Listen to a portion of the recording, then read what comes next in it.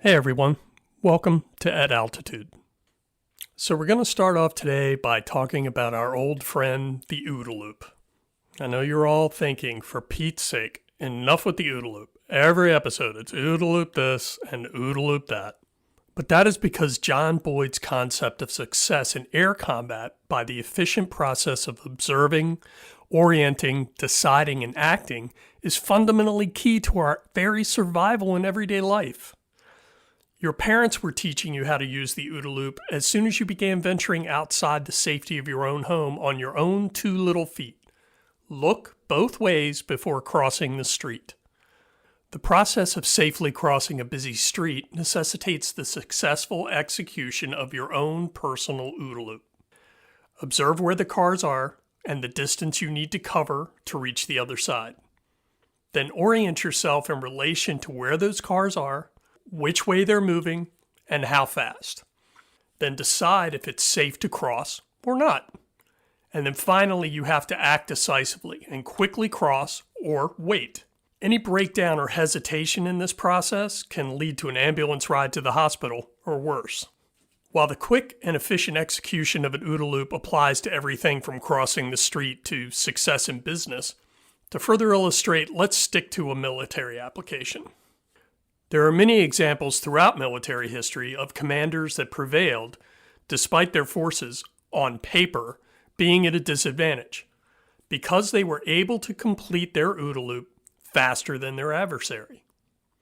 Now, because I'm a World War II history guy, let's go to Europe. It's May of 1940. And for effect, let's see how not having decision advantage can lead to defeat. It's the Battle of France. An unmitigated disaster for the Allies that was not supposed to have happened because, on paper, the French military was larger and technologically superior to its German enemy.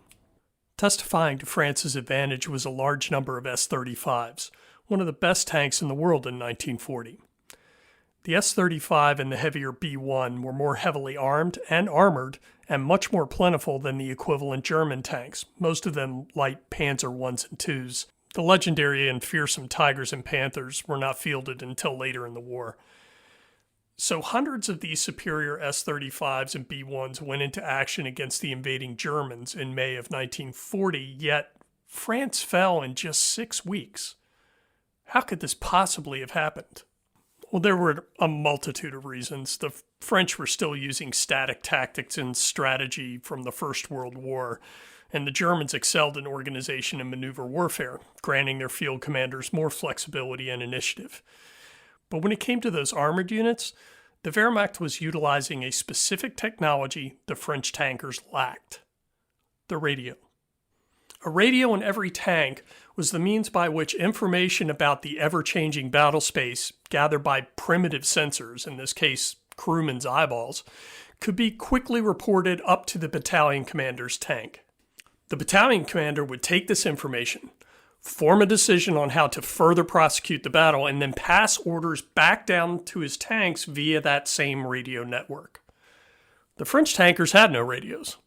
Thus, they had no way to coordinate or communicate information about the battle space to other tanks or to infantry commanders. The Germans could observe and understand the battle, minute to minute, much better than the French, and then they could act quickly on what they knew. The radios in German tanks were not the only reason why they swiftly prevailed in France, but the decision advantage supplied by the radio had a huge impact. So why the history lesson? Imagine that same decision advantage on a global level, across all domains and available to every commander almost instantaneously. Sensors of all types on all sorts of platforms instantaneously uploading data, computers collating that data and making recommendations to commanders who then take decision in minutes, if not seconds, and send their forces into action.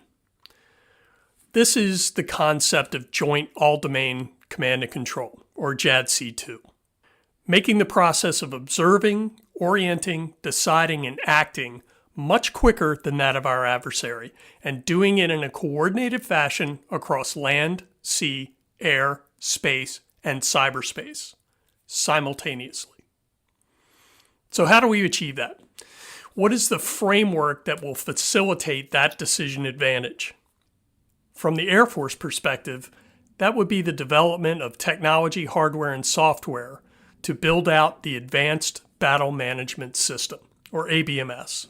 Recently, Airman Magazine's Andrew Brig sat down with Brigadier General Jeffery D. Valenzia, Director, Joint Force Integration, Deputy Chief of Staff for Strategy, Integration, and Requirements, to discuss the speed, strength, agility, and resilience of an interconnected military and the decision advantage and deterrence value that ABMS will provide the U.S. and its allies.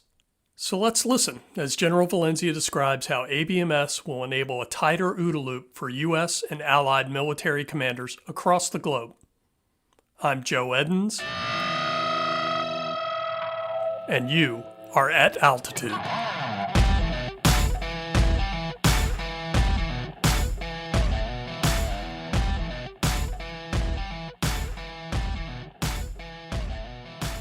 All right, so in layman's terms, can you tell me what JADC2 is and what ABMS is and why they're important? Kind of like an introduction or rollout of what those two. Yeah, you bet. So JADC2 and ABMS is the Air Force's contribution to JADC2. So JADC2, Joint All-Domain Command and Control, is the construct to deliver decision advantage to the warfighter. The character of war has changed. As the United States comes out of shifting our focus from fighting the violent extremist organizations to global power competition, such as that, the challenges by Russia and China, so too has the nature or the character of war. What that means is it's no longer about who can mass the forces. It's really about who can sense their environment, make sense of their environment, and take an action faster than their opponent. And victory is going to come to the side that can accelerate that kill chain. We call that decision advantage. Cool. So you're a little bit new stepping into this situation, and so maybe you can tell me about how things have changed and what your role is now, and how you are plugging into other functions of the Air Force. So I am new coming into the organization, and I was brought in specifically as a representative of the warfighting element to create decision advantage within Advanced Battle Management System. Where we have been is we were largely at the experimentation conceptual level of this idea that we can better connect the parts of the warfighting machine in order to accelerate decision-making out in the field. Through a series of experimentations, we've demonstrated that it is possible. My role now is to function as the product manager, or in other words, the overall manager of how we're going to build out this connection of warfighting systems to deliver decision advantage to the warfighter as quickly as possible. Great. In terms of data flow and utilization at the pointy end of the spear, where is the warfighter now and where should they be? So today, the warfighter largely has a man in virtually every step of the loop of what we call the kill chain. The kill chain begins with our ability to sense our environment. It all works all the way through our decision, and then if we take action in response to a change in our environment, and then the assessment. Today, all along that pathway, there's a man in the loop. Oftentimes, an airman is sitting at a terminal that's synthesizing information that comes from one sensor or intelligence source from one chat room and types it into another chat room, of which an airman somewhere else in the globe is hopefully staring at that chat at the right time to pull that right needle out of the haystack in order to feed it to decision maker to make a decision. Mm-hmm. Today, that process is not defensible, and it is not fast enough if we're going to succeed in global power competition. Where we are going is we're going to identify ways in which we can take that same information and we can move it through the system machine to machine, so an automated process, and we can write the advanced algorithms to help to make sense or otherwise connect dots in a way that maybe weren't connected in the past, so that when that information shows up to the decision maker, they're able to make a highly informed and fast decision. Connecting dots is the name of the game for the future, right? It is all about connecting dots. Yeah. Oftentimes, our adversaries work below the noise level, meaning a lot of their activities are difficult to connect what they could mean within the whole. We've already demonstrated through some very commercially available off-the-shelf technologies that we can focus the data collection in a way that starts to connect those dots below the threshold that might indicate the intent of an adversary. Today, while we talk about it being speed, at the end of the day, what we talk about is how do we avoid conflict? We don't want to go to war. And we can oftentimes deter war if we understand our adversary's intentions early. And then we can take a proactive measure in order to deter them so that they don't feel as though they have a military advantage. So how does JADC2 and ABMS support the goals of the National Defense Strategy? Well, the goals of National Defense Strategy are clearly this. We have to work as a globally integrated force. And we can no longer operate within geographic, domain, or organizational boundaries. What JADC2 advances and what ABMS enables is a connection and understanding across the whole of the globe without consideration to seams, so that the total force, meaning all 11 combatant commands, can be operating off of the same level of understanding. They can plan together, and then they can execute together. You know, what a lot of people, or just myself included, is like when I see JADC2 and ABS like matched together right there, I get confused which one's first.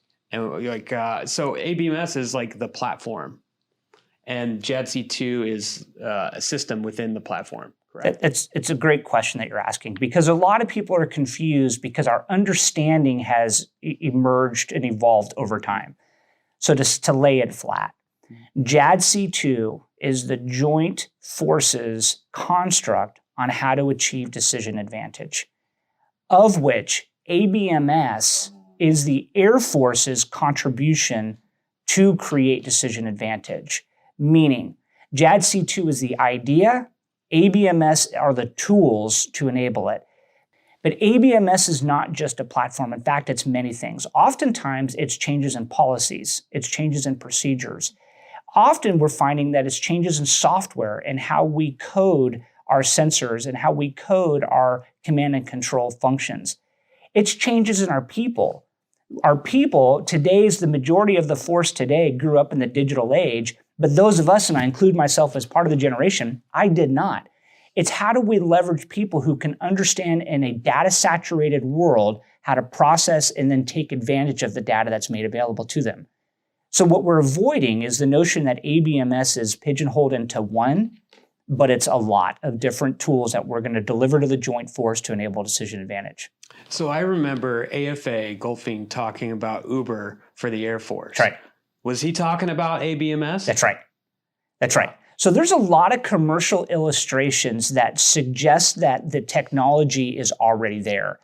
And so one of the things, and when General Goldfein talked about Uber, or when you hear illustrations such as that, it's this idea that you can put in algorithms to understand otherwise massive amounts of data in a way that allows you to be more responsive to whatever your mission may be. In Uber's case, to pick up the right rider and take him to the right destination. In our case, it's to deter, and if we're unsuccessful, to defeat our adversaries. That's great. So in the beginning, the OODA loop concept was more about a set of eyeballs looking out of the canopy, seeing the enemy first and then engaging quickly. Can you explain that concept and how it will still hold with the eyeballs replacing by sensors and engagement vectors encompassing all domains, included cyber? You bet. We break it down into three very broad steps. We have to be able to sense, we have to be able to make sense, and we need to be able to act. So sense. Sense comes from largely the various sensors that we have, everything from national level assets to tactical assets. For example, traditionally, we start thinking about sensors. We think about UAVs with cameras on them that can pipe the information back. But it's far more sophisticated than just a UAV flying over a battle space. For instance, it's an F-35 that is flying within contested airspace that is collecting a tremendous amount of intelligence information that frankly, that information may not be valuable to that F-35 pilot to execute their mission, but that information is extraordinarily valuable to another partner or ally. So being able to sense the environment is incredibly important. Next, we have to be able to take that sensing data and move it to a place that we can process it to add meaning or make sense of that data. Making sense of the data is really tailor-made to the need of that decision maker. And as they process that data in order to extract the meaning of it, they then need the ability to direct the action.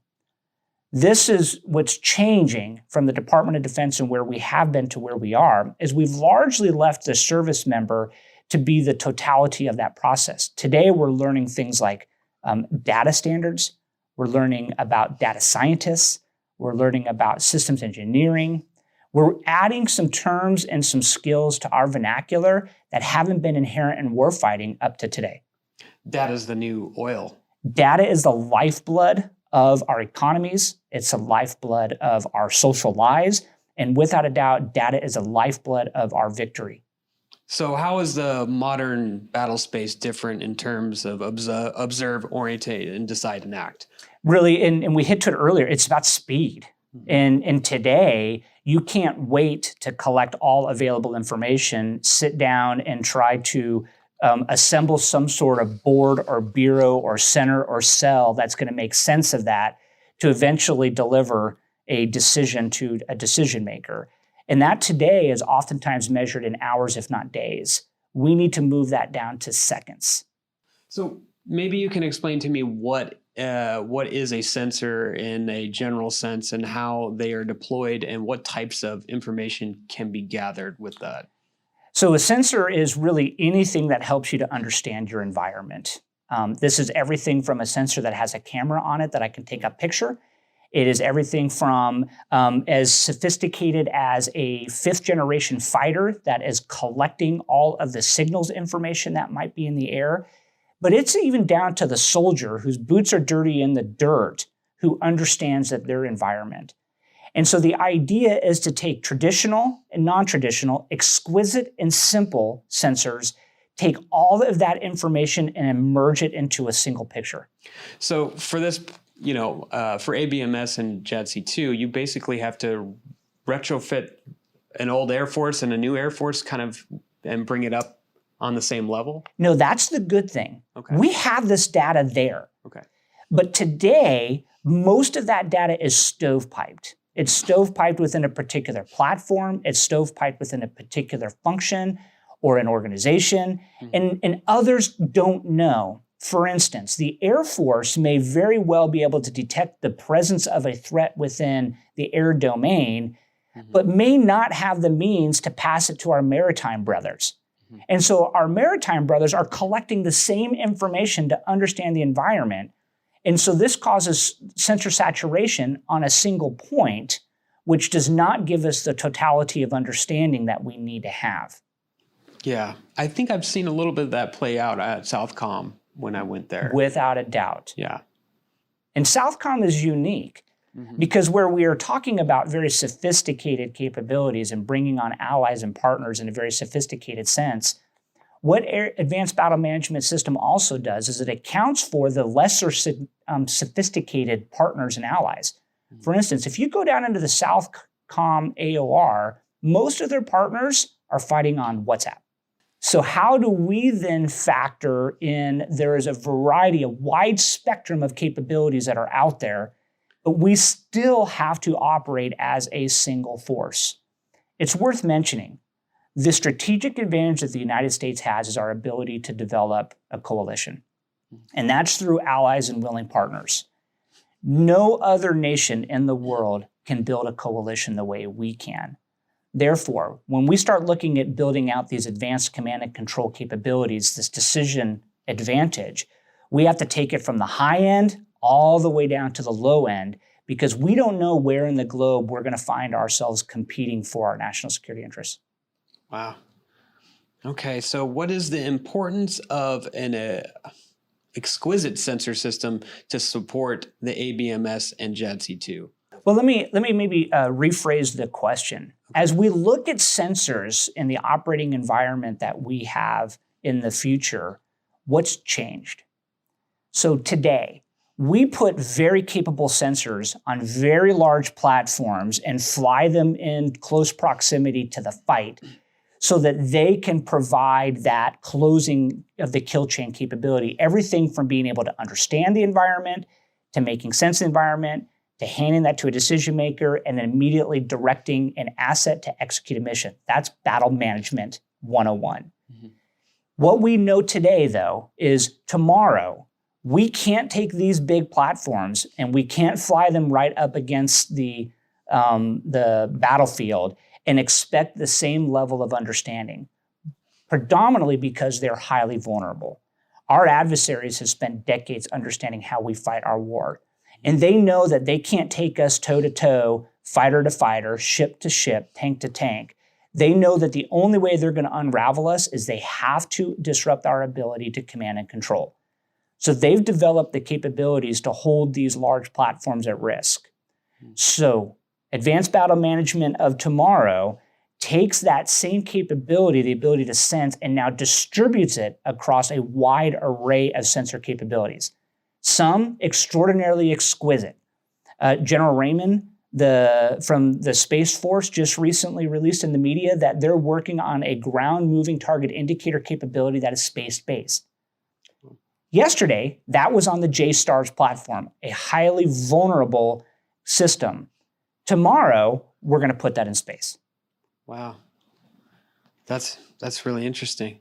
And of course, you guys are working closely with Space Force. Without a doubt. Yeah. So I don't think anybody who understands warfare today or tomorrow would disagree with the fact that we cannot win without space. Absolutely. Yeah, without a doubt. I just don't think most people think about space when it comes to war because it's never been a thing. If you're a student of space or a student of war, if you understand military tactics and capabilities, then you know that we have to focus on the capabilities in space and the defense of space. Mm-hmm. It's like the higher ground. It is. The ultimate high ground. Yeah, the ultimate high ground. Right. Definitely. Can you explain why we have to get the data piece right? Excuse me, let me rephrase that. Can you explain why we have to get the data piece right from the beginning and what it needs to happen before all the data we collect can quickly be collected or formatted and utilized? Right. So just getting it right out the gate. Without a doubt. So I'm gonna bridge into that question. Okay. So the Air Force, General Brown, recently signed the Advanced Battle Management System Campaign Plan. This is the first ever that lays out 8 warfighting required capabilities or imperatives. And what he says in that plan is there's a lot that we have to get after, but the first thing is about sharing data. Mm-hmm. The reason for that is we can build an advanced array of sensors, but if they are all communicating in some proprietary or unique way, it becomes very difficult in order to collect, store, and process that data for a user to use. In other words, you end up having to build a wooden shoe for every sensor source, and we need to get away from that. So what we've done is we set a course in order to identify what is the best way to affect data movement and what is the best way in order to make data shareable. So movement of data, this is pipes. We've got to have the pipes, whether they're space-based, terrestrial-based, whatever the case may be, the waveform we may choose, we've got to be able to move the data. We have to move it to a location, so we have to store it. Oftentimes, you'll hear us talk about cloud-based storage. Mm-hmm. It's very similar to where the commercial industry has gone. The difference for us is we'll have cloud-based storage, but we'll also need to develop the tactical edge cloud-based capability. This is important because if our force is effectively cut off from the whole, we still need the parts to operate. And tactical edge cloud-based storage of this data will help to enable that. Second, sharing of data. Well, to share data, one, you as the user need to know it's there. If you don't know that my sensor collected the data that you need, then you don't know how to pull that data in to help shape your decision making. So this comes from the ability in order to characterize the data in a way that a disparate level of user knows how to go search and find it. Think of your Google search. Mm-hmm. The last element of that is the data has to come into a format that you can use it. So that if we're not delivering data that's proprietary or data that is locked within a particular vendor's solution, but instead is presented in a universal way that means something to you. If we get this right, then as we build things such as space-based ground moving target indication capability or other exquisite sensors, then they will produce a data according to that architectural standard, and we don't have to continue to develop the individual solution for each sensor. So I want to just touch down on the edge connection that you were talking about. Is that like a buffering thing, or is it more of like a firmware that's already constantly like being updated? So when it's disconnected from the network, it can find its way back or be able to operate without it? So the idea behind it is that you can take the data that you need for that location of which you operate in, mm-hmm. and you can store it and process it on the tactical edge so that you are not exclusively dependent on reach back capability. Mm-hmm. So what we want is a live exchange of that data back and forth between the edge and the rear, mm-hmm. but we also need to have the ability to have that line cut, new data to continue to push into the tactical edge. Mm-hmm. And then when we reconnect the pathway, the update and refresh occurs again. Okay. So the big question is, do our adversaries have an ABMS or a JADC2 in the works? There are elements of decision advantage of which our adversaries have also built out. They too understand the importance of working as an integrated force. I will tell you that the majority of the technologies and capabilities they have built is how to undermine our ability to operate as an integrated force. Not necessarily as sophisticated and resilient of a capability as we're building out. Frankly, we are so far ahead of our adversaries in how we have learned to operate as a joint force that it's going to take them a long time to catch up. But what we can't do is rest on those laurels and think they won't catch up. They have already set a course to show that they can converge and surpass us if we don't continue to evolve. So if I took ABMS and JADC2 and I put them into our red flag events and training out in Ellis, how would that play out? Some of it you would never even see. Yeah. So if you were flying around in a cockpit or you were part of a ground force working out there on the range, you may never see it. Mm-hmm. Others, you will. For instance, you could be sitting in a ground attack vehicle. So maybe you're a tactical air control party out there helping to control the air fight against the ground forces. And you may be operating with a common operating picture that's populated with awareness that you have no idea where it came from.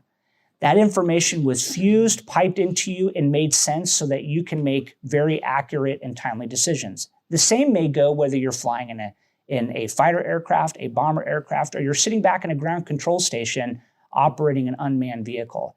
That level of awareness of your environment, the operators are going to see fairly quickly. But much of the acceleration of the decision making is going to happen up to the point where they're taking action. And so there is a bit of an above the waterline and a below the waterline benefit of advanced battle management. Great. So in my conversation the other day, I was told that the other services are kind of working on their own ABMS at the same time, and the Air Force has kind of been more ambitious doing the joint kind of overall. Am I wrong in that? And maybe you can explain that to me. Yeah, let me correct that perception, because sometimes I hear people with that perception. Here's the truth. So the Army, the Navy, and the Air Force, first of all, we're closely partnered in our understanding of how we have to work together and work in order to enable JADC2.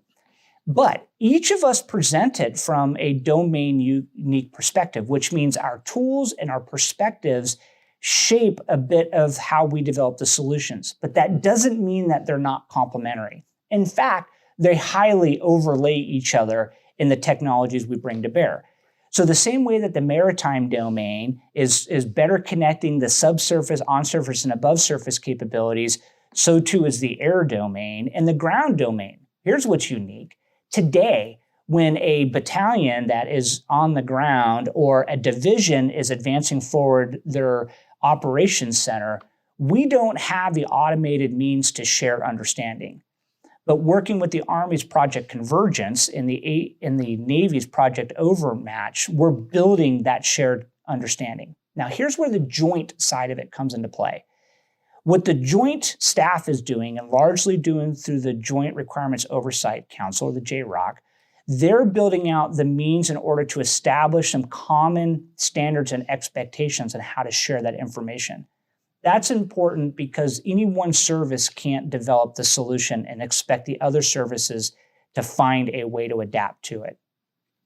So my next question is about leadership and like the leaders that we're going to need to see this through. Right. Kind of tell me about what you envision for, those future leaders to make sure this comes together, this happens. Right. Great question. In fact, while data sharing is today's focus, human capital development is our next focus, because General Brown fully appreciates that we have to get the people part of this formula right, and we need to do it early. This means that we have to reconsider those attributes of candidates for the Air Force of which we value. We have to reconsider how are we training them, how are we developing them, our education programs, the attributes of which we value in our promotions. So what are we looking for? What we need is leaders who can operate in a highly complex and rapidly changing environment. One of the attributes of tactical edge computing or disaggregated operations is this ability to distribute decision-making. Whereas we commonly look at decisions that are made within an AOC by a CFAC, we may find ourselves disaggregated where it's the mission commander out on a particular strike mission that suddenly has the decision-making authority without the reach back, to include a modification of their mission to maybe a different objective or different principle. In the Army's terms, and the Air Force has adopted it, we call this mission command, which is how can I push decision-making and autonomy to the lowest level possible in order to accelerate our ability to interact with our operating environment. The airmen, to operate in that environment, the skills, the knowledge, the abilities is different than what we are currently valuing today. So we have to identify those, build them into the entirety of our human capital management process so that we can start building out leaders that this is second nature to them. Definitely. I was in the AOC when North Korea was shooting up missiles, and I got to see, everybody go to work at the same time. And I saw an airman, he was like, 22 years old. And he was on the phone and his hands was shaking. And it's just a lot of trust that has to be at a rapid fire. Yeah, I think, let me pick on trust in a good way, because what you just said there is really insightful. Mm-hmm. One of the things as we start to build out this command and control model, this new way of operating, it's really hinges on trust. That trust is in our airmen. So when I push them decision-making authority out in the tactical edge, I have to trust that they understand my intent as a commander, and that they will be able to have the tools and the authorities to execute within that intent. But trust also comes to the data. So if I have an algorithm or a machine-to-machine exchange of information that delivers me a solution that may have looked at my available options and come out with a recommendation, I need to trust that data. So trust comes from a couple ways. Number one is I have to have that data protected. I need to know that the data that's used to make those, to synthesize, to help me to make those decisions is protected from nefarious manipulation. The second thing is I need to trust that those algorithms are actually making some good recommendations. And we do that through exercising experimentation. We need to put these capabilities into our warfighters' hands as fast as possible and let them practice with them, let them help us to shape how they operate and how they interact with them so that we can continue to improve them. We call this DevSecOps, development, security, operations. It's taking the developers and the operators, always with security forefront in their mind, and putting them in the dirt together to work through these problem sets. To do so, we can build out trust. I bet the developers love that. They do. They get out of the office. They do. The power that we have access to, both within the commercial industry, but also just within our own ranks, is staggering. Right. So, I mean, this is kind of like the beginning of the internet for the Air Force. In a simple sense, it is. Yeah. It really is. And so in the same way that, I'll date myself, I was an adult when we got cell phones out of backpacks. I was already in the Air Force the first time I had a personal computer. I remember when the Air Force introduced this idea called email, of which I was highly skeptical of. Yeah. This is my generation. The airmen and the civilians that we're bringing into the force today have only known this. They've only known powerful computing in their pocket. They've only known interconnectedness and the movement of data across wires at lightning speed. They're also coming to understand the frailty of when you're not discriminating in the data that you use to make your own personal decisions. And so what we have to do now is this awakening that the military is going through. The commercial industry has already gone through it. And it's important to recognize our partnership with industry is largely where we're going to find our successes. It's funny. It's like when the internet first started, nobody saw it as, too much of a Pandora's box. But now it seems like, there's so many pros and cons to rapid communication. What pros and cons do you see in the future for ABMS and JADC2? So rapid communication depends upon two attributes. Number one is data under motion, and two is data at rest. And what happens now is when we start talking about rapid communications is how do I go back to that idea of trust? How do I trust that data? How do I trust that somebody hasn't gone in and manipulated the data to manipulate my understanding? Or are they siphoning off the data in order to reduce my understanding? And so as we start looking at a operating environment where we expect every warfighter to operate at lightning speed, we have to understand that there's a great risk in the data they use to make their decisions. The second piece, fast also leads to disjointed. And so the idea that we empower the parts to operate as the whole, what's really difficult is how do we keep them operating as a whole? So if I'm a part that's aggregated and I'm executing my mission, I have some centrally organizing function there. But if I get split due to some sort of enemy activity that disaggregates me, I'm still expected to execute. The idea that I stay part of the whole assumes the whole hasn't changed. And then I have to reattach. During this disaggregation and reaggregation, how we maintain momentum around a unified purpose and a coherency of effort, really hard if you're working at light speeds. Are you familiar with Captain Kanan? He's at the MIT Accelerator. He wrote the AI, T-minus AI. I have not. Have you? Okay. When I spoke to him, he was part of, I think it was the JAKE, Joint Artificial Intelligence Center. Yeah, here. And then he moved on to the MIT Accelerator. But when I talked to him about AI and the beginning stages of AI here, he said it was so difficult to explain it to the stakeholders and the people that, that really mattered, that he had to take an entire year to figure out how to communicate what it is. Do you have that problem with ABMS and JADC2? Without a doubt. And the reason for it is that people jump to conclusions on what it can be really before we're there. Yeah. And what we have to understand is AI is remarkable. It's still got a long ways to go. Oftentimes people will jump to a conclusion that AI means robotic warfare and that's unethical. I ask everybody to hold off for a second. We're not jumping to where we're going to hit a button and execute some sort of robotic, human outside of the process military operation. AI, it also reflects in our lives in ways that some of us are comfortable with and some are not. For example, I gave my mom a meat thermometer that sits inside the oven and tells her when the meat is done. Pretty easy. Well, evidently, it feeds back to some central server that then sends her an email congratulating her on making a beautiful pork roast.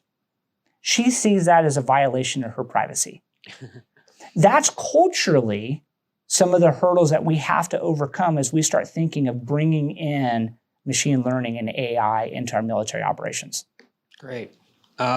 So as far as new weapon systems go, and maybe older ones too, I guess do we build ABMS around the weapon system, or we build the weapon system around ABMS? So there's a both element to it. Ultimately, we build the idea of this interconnectedness of all the parts into a coherent whole, and we build future systems with that in mind first. And that's part of what's becoming a changing principle within our acquisition and development process. But we can't do so and leave all of our legacy systems behind. Yeah. And so we also have to figure out, how do we continue to connect existing weapon systems that are going to be here for a long time? And how do we bring them in to operate as a whole? And so it's this idea of homogeneity or heterogeneity. So do I make everything homogeneous so it all looks and operates the same? Or do I accept that there are going to be heterogeneous parts, but I create the capability for them to operate as if they're homogeneous? And that's where ABMS lives. So I mean, like in my head, I think of the boneyard where everything is just kind of laid to rest and it's in holding. And then the Air Force decides to, well, we need to use these now, and so they regenerate and they fix them back up. How fast and easy would it to take something out of the boneyard, put some sensors on it, and throw it up in the air? As everything, it's more sophisticated than we think. So for example, we use a SWAP acronym, which is, do I have the space? Can I add the weight? Do I have the ability to control, like air conditioning wise? Do I have the power to run it? Yeah. And you'll find that a lot of our systems were built off of infrastructure within the platform that doesn't support really advanced weapon systems now, or sensor bases. Can you modify them? You can. Now it becomes a cost-benefit analysis. I'll talk about capability release 1. Some have been, it's been out in the media that the Air Force is building out a way to take 5th generation airborne tactical platforms, take the data that they have on board, pipe it back to a KC-46 that's equipped with a special pod that receives all that data and then pipes that data beyond line of sight back to a central node for storage and processing. So this is taking a KC-46 that is otherwise used to refuel our aircraft. It's also used as a transport aircraft, and now we're using it as a command and control node. It's that sort of thinking, that sort of modification is how we're eventually going to create this network that starts to connect the parts into the whole. So you might have answered this, and I don't know, because we're going over a lot here. What are the elements what elements do you plan to incorporate into the upcoming JADC2 exercises? So let me answer your question more specifically. Where is our experimentation, our exercising focus today? Mm-hmm. It's really focused on the idea of how we can better connect otherwise disconnected capabilities. I'll give you an example. Project Convergence 21. This is the Army's initiative to support JADC2. Project Convergence 21 uses a number of use cases that they want to look at better information sharing.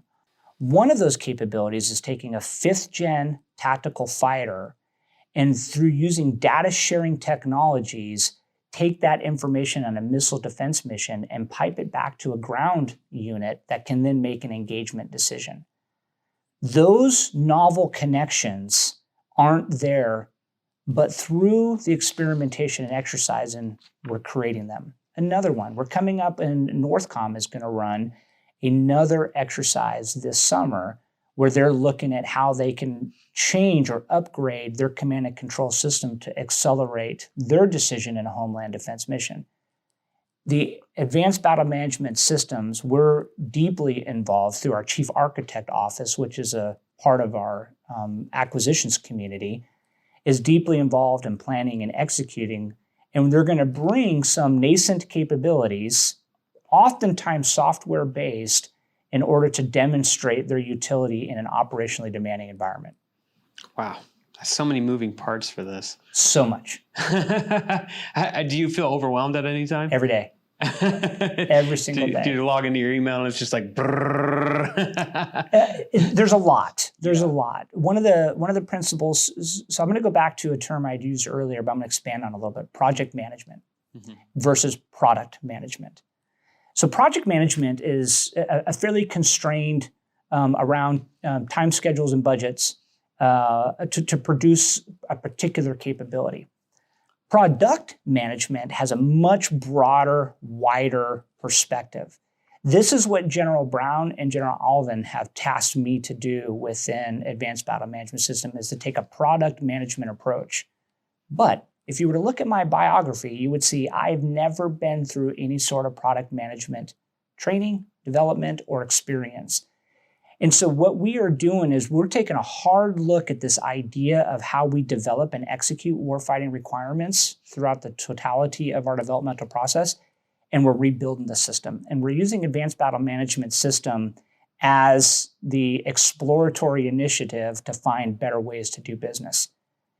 This is enabling and vexing at the same time. It's enabling because the rule book, laws, as an exception, but the rule book is largely ours to rewrite. It's overwhelming because we are interacting with the bureaucracy that is tooled for a certain way to do business. This isn't a hit against the bureaucracy. In fact, we have to succeed with the bureaucracy, not in spite of the bureaucracy. So the duality there is, how do you still retain the value-added parts of the old while at the same time exploring the new? That adds a degree of complexity that's already on top of a very complex command and control construct. Yeah. I'd imagine it can be frustrating at sometimes too, trying to make it work. Yes, but oftentimes, I find that we do have to have a lot of the same conversations over and over again, and I don't mind. Because typically when I sit down with somebody who doesn't necessarily understand, it's a short conversation and then they understand. Without a doubt, the men and women, the military and the civilians and the contractors who make up our bureaucracy, they all want to succeed. And they largely have a huge role in our success as a service. And so it's not a matter of sidelining them or ignoring them. It's really a matter of pulling them into the conversation. We use a principle called an integrated development team. This is kind of a newer idea. It's a newer methodology to an old idea. And this is, the best solutions are the solutions that are built out through an integrated approach, rather than a stovepipe microcosm approach. When you first stepped into this seat, how long did it take you to get up to speed? How long did it before you could wrap all this stuff around your head and be able to shoot out answers left and right? I'll let you know. When I first stepped into the seat, what was clear to me was we were a little bit, we were ready for the next evolution in our institutional approach to advanced battle management system. And so that was a bit enabling and encouraging, because I was given a very clear charter. Spaniard, that's my call sign. Spaniard is do it and do it better. Number one. Two is it has to be about the warfighter. When those are your two marching orders, there's a pretty wide left and right limit there. And what we've done with a very close partnership with our acquisitions community, particularly with the Department of Air Force Rapid Capabilities Office, and we have a very tight partnership with them, and we work with them every single day on how to build these ideas into reality.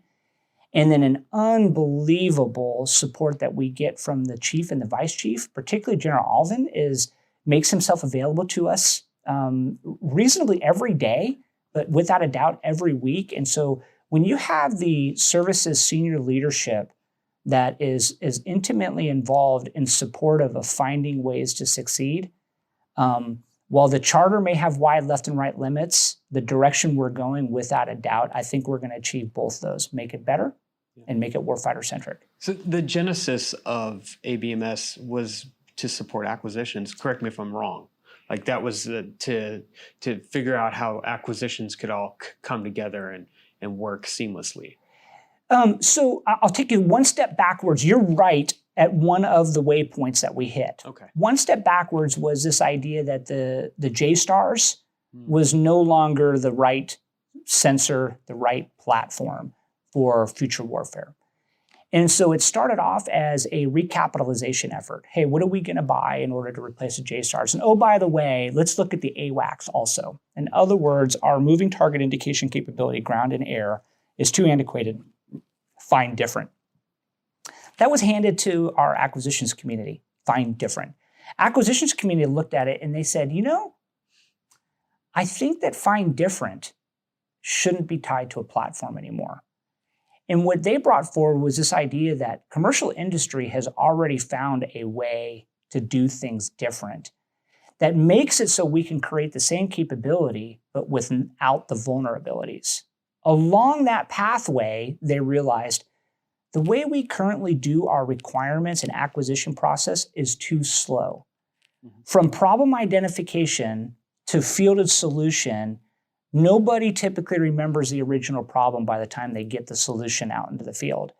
And so they started to really work on an agile acquisition process that is built upon a couple principles. Number one is we need to work with the small guy and the big guy out there because there's a lot of amazing innovations going in with the smaller companies. The second thing is we have to fail often. And if we fear failure or we punish failure, we're going to end up building what we had before. Today, we're building off of. We're no longer building a platform. We're building a different style of advanced battle management. We're using an agile acquisition process, and now we're looking at how we can do that throughout the whole of the enterprise. Last time I had Dr. Roper in the seat, and we talked to him about fail faster and not being able to punish those people that failed and get them, brush them off, put them back on their feet. And he said it was it's easier said than done. It is. And what's your experience with that? Well, at the end of the day, we're paying taxpayer dollars, or we're spending taxpayer dollars. Yeah. And so we have to be able to account for every dollar we spent and that it was value added. Mm-hmm. And we don't fight that. We don't chagrin the fact that we're accountable for that. But sometimes failure comes at a dollar price that maybe isn't always well received.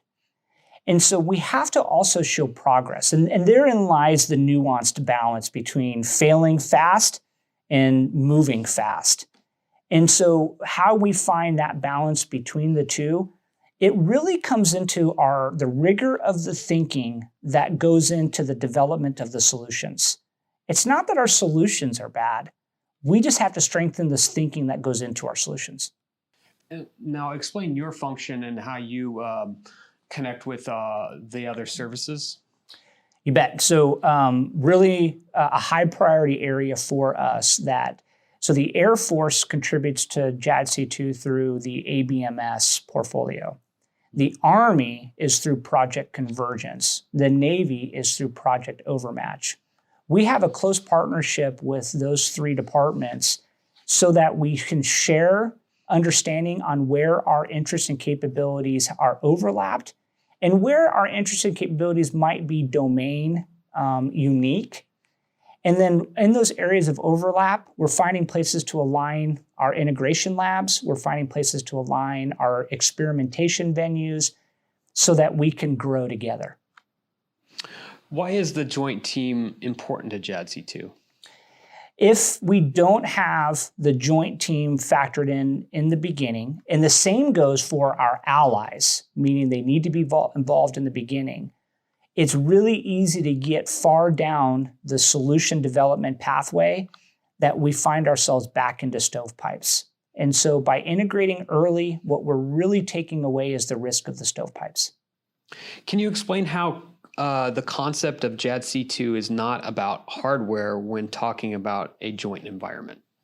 It is not just about hardware, but without a doubt, there's some hardware elements likely to it. So JADC2 in and of itself tells us very clearly you need to create decision advantage if you're going to be able to command and control across all domains without any seam. It then goes and looks at things such as policies. It looks at software in addition to hardware. It looks at the human enterprise. It looks at the connection between conventional and nuclear operations, because that's a seam that we have to consider also. And so it lays out a course and then develops an implementation plan that helps to guide and prioritize our efforts as a service. If you were to visualize the perfect scene for ABMS, and you look at it and you're like, that perfectly illustrates ABMS and JADC2, what would that scene look like? You wouldn't see it. That's the strength. The strength is everywhere and nowhere at the same time. It forces a connection with so many pathways that it's inherently resilient. It allows us to pipe understanding to any corner of the globe instantaneously. It allows us to drive the shared understanding and aha moment in the AOC in Hawaii and the AOC in Europe all at the same time. It allows Cyber Command and StratCom to operate off of the same sheet of music at the same time. Why is it important that our coalition partners be involved in JADC2? We can't do this alone. We will not fight alone. We are going to deter best, recognizing our strategic advantage comes from our allies. And what we can't do is hope to bolt them on after the fact. Second, they have some great ideas too.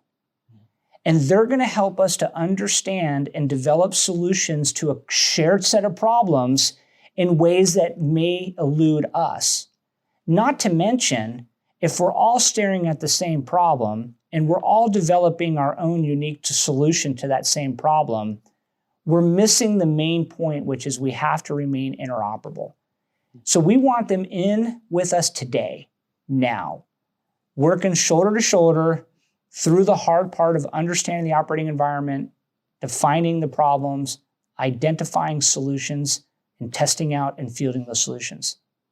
Yeah, this question actually goes back to something we were talking about before, is like, can you talk about the role of industry in helping us build relevant applications and networks? So industry has to be in with us step by step, just the same as with our allies, all along the way. The industry has the resources, they have the intellectual talent, they definitely have the motivation, they're extreme patriots, they want to see the security of the United States preserved. They don't want to see us go to war, and they recognize that our ability to deter is how we're going to avoid having to go to war. What they need to do is they need to understand the problems that we're trying to solve. We can't leave them to guess what problems we're trying to solve. It's a little bit of the principle of bring me a rock. No, bring me a different rock. We don't want to put industry in that position, and we do so by keeping them outside the conversation. We've made a very deliberate effort to create a venue once a quarter that we bring industry together and we share with them exactly where we're at. We are also going to great lengths to ensure that when we communicate out the problems that we need to solve, we do so in an unclassified, widely distributed manner, so that we're not just bringing the big industry partners, but we're also bringing the small industry partners that oftentimes have unique solutions that we otherwise wouldn't consider. Now, as this ABMS expands and goes into the future, do you see it being creating new jobs for the Air Force, maybe in new career fields, or is it just going to be handled by the cyber folks and the IT folks and that? That's a good question. I don't know. We've created the 13 Oscar career field already. Mm-hmm. My sense is a lot of what we are going to need is inherent within that career field. But I do suspect that there might be some changes in other career fields as maybe their role and environment changes. But we haven't really unpackaged that human capital side of it yet. But I suspect that we're going to have to come to terms with answering that question. Great. All right, so into the cloud we go. What are the goals and benefits of a cloud-based data stream? Well, the goal is that you allow information to aggregate in a manner of which is accessible by subscribers. The Space Force has already created the unified data library that works off of this principle. What the real benefit of it is we get away from what we call on-premise storage, on-premise processing. There's a couple reasons why that doesn't work as well as the cloud-based. Number one is that particular location has all the information and the processing ability, and if that particular location is isolated, then nobody else can have access to it. The second piece to it is the simple ability to upgrade our software. We know that we're under cyber attack every single day. We see it in the news today with the fuel crisis on the southeast coast. So those cyber aggressors are coming after these systems, and one of the best defenses we have is the ability to conduct software updates in order to shore up vulnerabilities that we identify. When you have an on-premise storage and processing, we have to develop the fix, we have to mail the fix out to you, sometimes a technician has to come and upload the fix, maybe we have to bring a system down for some period of time while they upload the fix and bring it back up. That time frame is not nearly as responsive as it needs to be. When you put it into the cloud, we can fix it in a matter of hours as opposed to weeks or months. Think of it in the same way that you probably have a smartphone, a personal smartphone, and you'll get the updates to the operating system on those smartphones, and they come at you quite frequently. It's the same sort of capability that we can build into our command and control systems when we enable a cloud-based storage and processing. And everybody's wondering, how secure is it? How can you hack it? Without a doubt. Can you hack it? I would be remiss to ever say a hacker couldn't somehow navigate some roadblock. Mm-hmm. I do know that the National Security Agency has some of the single most talented minds that our nation can produce that are around making it very difficult for our adversaries to get at our information. Mm-hmm. But what we do know is we oftentimes find vulnerabilities that we otherwise didn't recognize. And so could it be hacked? Probably. But through our active defense and being very responsive, then we can mitigate the risk of if an adversary identifies a vulnerability. Is there any disinformation about the ABMS system? You know, people wrong perspective and stuff that you would like to just put a quash to? I would say that there's a perception at times that ABMS is not factoring in the needs of the war fight today. And I will say that that is not the case. Mm-hmm. It is very much baked around what our warfighters need. So we've done this in two very important ways. Number one is if you look at the campaign plan, it's actually built around our warfighters' understanding of what they need to succeed in this highly complex environment. So if you begin by the practitioners and understanding what the practitioners need, you begin with a strong foundation. The second place is as we do our analysis of the areas that we need to prioritize our effort, our analysis is based upon warfighter needs. And we do that in three ways. First, we look at the current body of effort to get after today data sharing, and we identify where that body of effort might be thin in its focus, i.e., are we all looking at the same spot or are we looking across the whole of the problem set? Second, as we developed use cases, we have a use case for the Homeland Defense mission through the lens of NORTHCOM. We have a use case for the European theater through the lens of EUCOM and a use case for the Pacific theater through the lens of PACOM. Those use cases allow us to identify the kill chain that we want to accelerate, and we process map that and identify particular warfighting functions that are a bit archaic and we can modernize with some of the technologies that we've talked about today. Now that feedback that you got, and you're saying that it doesn't support the warfighter, how did you come about that? Is that something that you've heard from somebody else, or how did that come about? Why do you feel that way? So initially, when we started on this journey of advanced battle management system, and we shifted it from being just a JSTARS AWACS replacement to a more revolutionary look at battle management, not everybody necessarily understood that shift. And so what happened was the parts were moving in different directions within the broader enterprise. And they were no longer starting from a shared foundation. And so their conversations were becoming strained. One of the reflections of that strained understanding was the Air Force ABMS initiative is no longer about warfighting. And so really what it came down to is recommunicating what ABMS is, what our priorities are, and then building the warfighter voice more directly into how we prioritize our efforts to help to close that seam of understanding. So ABMS, pretty much in a nutshell, is the answer to fighting a modern war for the future. ABMS is a part of fighting a modern war, and what ABMS does is it delivers decision advantage. Now, there are a lot of other parts of a modern warfare that we still have to continue to mature. For example, maturing our ability to sense with advanced sensors that can account for over-the-horizon threats that we didn't have yesterday, but we're going to have tomorrow, such as hypersonics. It's the idea that space is no longer a sanctuary in and of itself. It's the idea that the homeland is no longer a sanctuary in and of itself.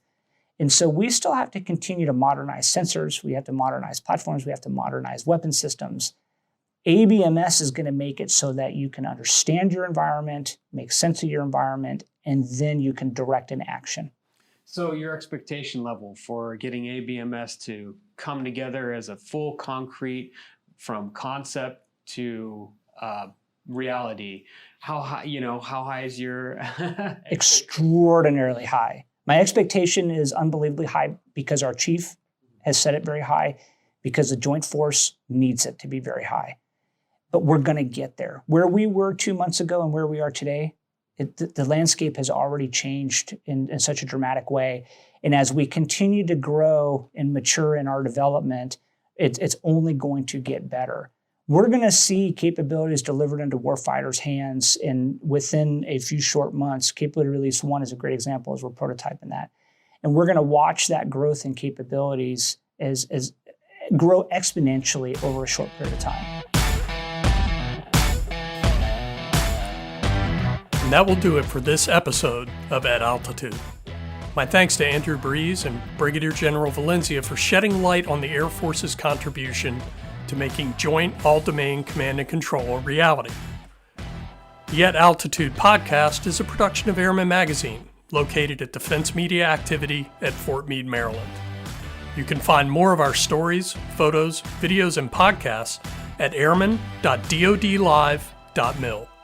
You can also look for us on Facebook, iTunes, Divids, Instagram, and Twitter. Thanks for joining us. Until next time.